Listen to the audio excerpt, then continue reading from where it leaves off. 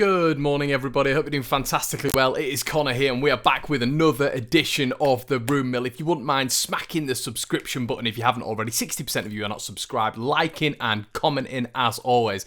The day is getting nearer. Manchester United away, Old Trafford. Hope you're buzzing. If you're buzzing, slap a like on the video, and let's get into it. So apparently, Leeds United are interested, according to Club Doria 46, an outlet in Italy. Apparently, Leeds are believed to have interest in Gambia international Colley. Now, Colley has played 29 games for Sampdoria last season, and there's a lot of rhetoric at this moment in time about Leeds' defensive stability and how good it was. 7 out of 10 wins towards the back end of last season. Absolutely fabulous. Are we going to continue that into this season? We already know that unfortunately Diego Llorente is going to be sidelined. We don't know how long for, but are Leeds going to be really going out and bringing more reinforcements in? Charlie Cresswell coming up as well, looking absolutely fabulous in the under-23s. He's probably going to have a pathway into the first team, in my personal opinion. So are Leeds really going to go out and get another centre-back? Well, Doria 46 are reporting that Leeds are looking at a centre-back. For me, I just can't see it. Let me know what you think in the comment section below. Do Leeds need another centre-back?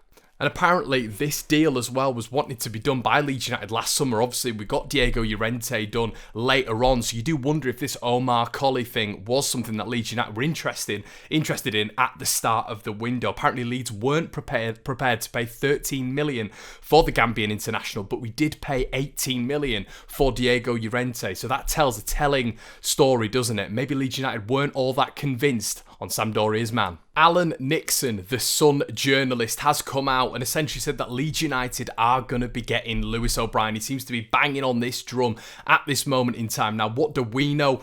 The publication that I work for, Leeds United Live, we sort of understand that he is on Leeds United's hot list. I mention this all the time in the rumour mill. Conor Gallagher was someone who Leeds were massively interested in. They seriously were going for that deal, which I think surprised a lot of us, to be honest. We did not see that coming. Lewis O'Brien, another one which we really haven't seen coming, but it seems like apparently Lewis O'Brien has contracted COVID-19 last week and subsequently missed Huddersfield Town's Championship opener on Saturday. Now, would this change events of him coming to Leeds United? According to Nixon, it shouldn't, and more money to Huddersfield changes things. Now, obviously we know that, don't we? We know Leeds are pursuing Lewis O'Brien, and more money will obviously change things. That's the way of the world, especially the way of the world in football. But it's going to be really interesting to see how this one develops, because I think he'd fit in perfectly with this Leeds United side. He's going to have to learn the ropes, and I don't think he'd be that player who a lot of Leeds fans want to just slot into the team. I think he's going to have to learn the ropes, learn the Bielsa way, as every single signing does.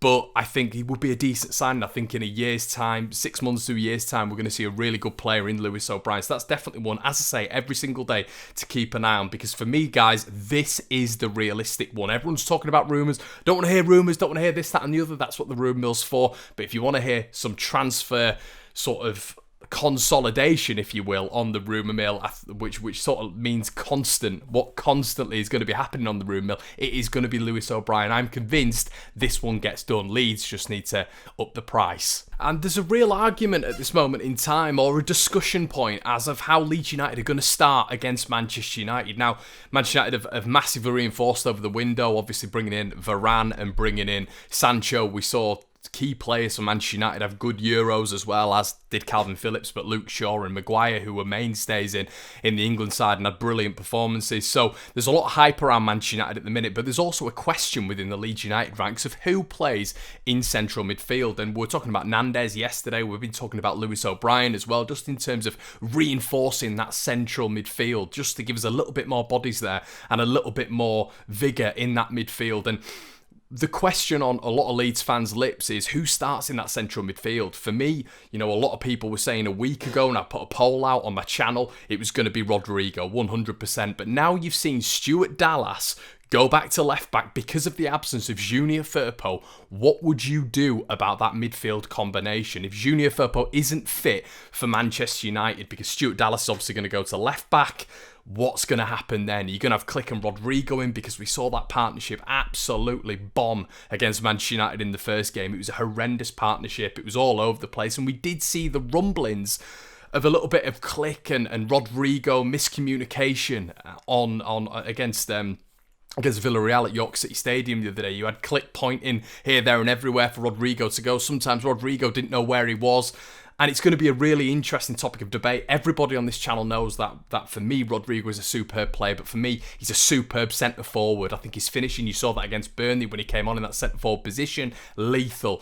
But then as a comparative towards the back end of the season when he was playing in central midfield, I thought Southampton in a comparable game were just coming through the middle and he just was not picking up his man at all. You know, we'd let Vestergaard just skip past him, then there'd be Ward-Prowse skipping past him, Romeo would skip past him. You know, obviously you vary players in this system, don't you? One man picks up one man and that's the rhetoric for the whole game. But Rodrigo's defensive sort of understanding does worry me a bit. I think going forward is fabulous, but what would you do in that central midfield? It links to transfers because we're all talking about Leeds getting a central midfielder, but what would you do for the midfield against Manchester United? Who would you play in that central midfield? And for the season, who goes in central midfield? If I'm to pick two, it's Dallas and Click. Let me know in the section below. Kvaratskhelia, does that name ring a bell to anyone? We were talking about it ages ago, weren't we? The Eastern European winger who plays for Ruben Kazan, who was absolutely ripping up his domestic league.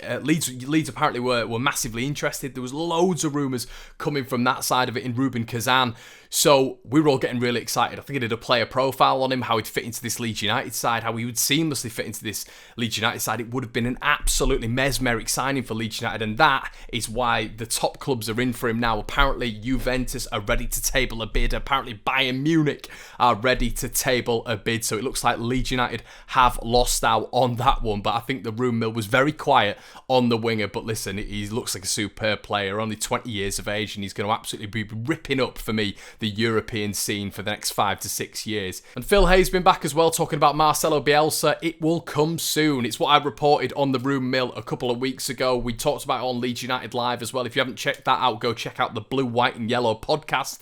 Make sure you download it, leaves a 5-star rating. But on the podcast, we were talking to Leeds United writer Baron Cross. When is Marcelo going to sign his contract? Well, time moves on, but he will be signing his new contract. But it was just before the Liverpool game, wasn't it? And it's going to be something similar right now. I presume we're going to get something in the next week toward Marcelo Bielsa's new contract. But even I didn't think it would go this far on again. But it is his staff, it's everything like that, which Bielsa controls. It's nuts, but it's going to get done. And as well, guys, it does look like Cody Drame is going to have an England call-up, an England 21 call-up. Listen, I've said to you guys that this guy's going to go all the way. He's going to be a Premier League star for me. Him and Gelhardt are my picks.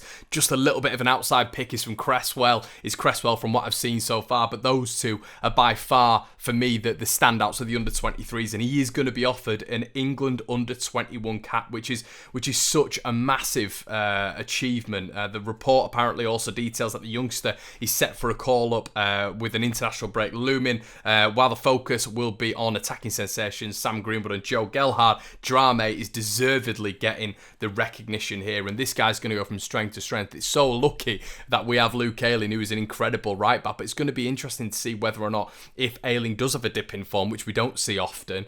He's had an okay pre-season, I think, but it's going to be fascinating to see whether or not Drame this season is going to be pushing him the whole way. But what a player, and well done, Cody. That is going to be it, guys. I hope you've enjoyed this version of the Room Mill. We're actually going to be back tonight with a live. It's going to be a Premier League prediction show. Make sure you tune in. Should be live, I reckon, for about 6, 7-ish when you guys are all home from school and work.